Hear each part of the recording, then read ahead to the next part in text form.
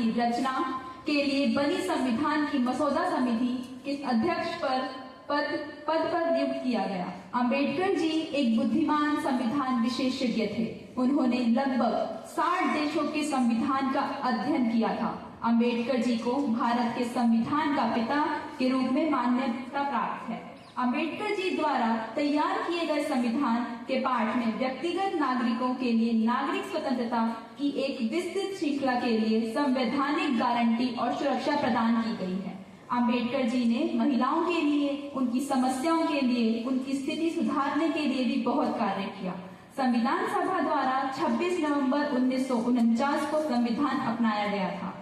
उन्हें भारतीय संविधान का जनक इसलिए कहा जाता है क्योंकि इन्होंने भारत के संविधान का निर्माण आधारभूत अधिकारों, स्वतंत्रता और समानता के मूल्यों पर रखते हुए किया था। उन्होंने संविधान संशोधन आयोग के अध्यक्ष के रूप में काम किया था, जिसके बाद 1950 में भारत का संविधान लागू हुआ।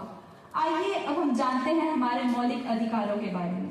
मौलिक अधिकार वे अधिकार हैं जो व्यक्तियों की भलाई के लिए आवश्यक है और इन्हें नैतिक, बौद्धिक और आध्यात्मिक रूप से विकसित करने में भी मदद करते हैं।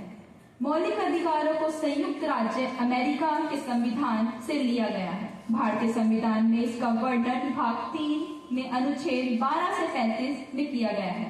पहला अधिकार समता या समानता का अधिकार।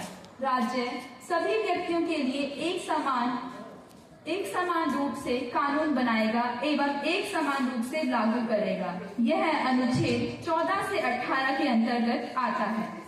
दूसरा अधिकार स्वतंत्रता का अधिकार।